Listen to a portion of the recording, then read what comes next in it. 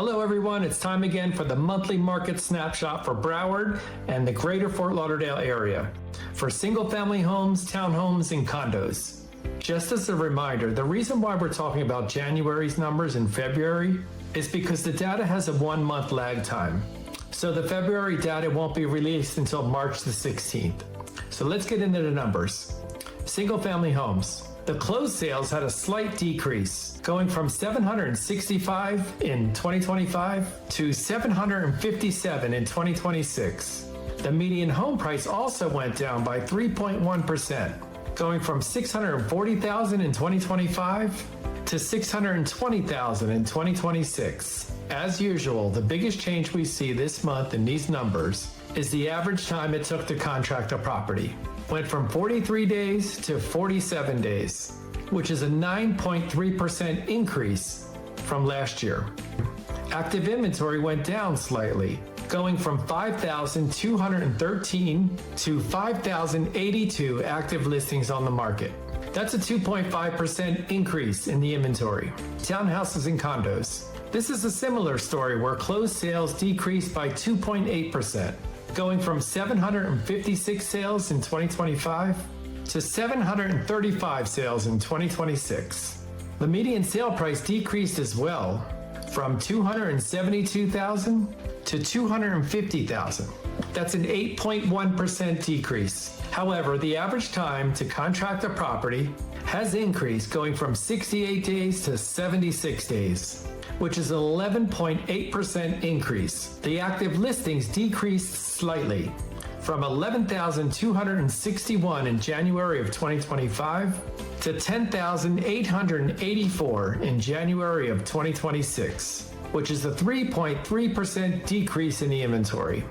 In January of 2026, U.S. home existing sales slowed sharply, transactions dipping to about 3.91 million sales, down roughly 8% from December and about 4% from a year earlier, marking this one of the lowest starts to the year since late 2023, according to the National Association of Realtors. Inventory of homes for sale stood at 1.22 million, translating to approximately 3.7 months of supply, but slightly higher than a year ago, but still historically lean. National median existing home prices remained elevated, $396,800 in January, a showing of resilience despite slower sales. Mortgage rates continued to trend lower, with the average 30-year fixed mortgage rate near 6.01%, the lowest level in more than 3 years, which may help support new buyer activity throughout the rest of the year. On the new construction homes, U.S. Census Bureau and HUD data show sales holding near strong levels, around 745,000 units, slightly below recent peaks. For sale inventory of new homes has declined to about 472,000 units, representing roughly 7.6 months of supply, which is somewhat tighter than months prior. Meanwhile, the new construction home prices has increased to around 414,400.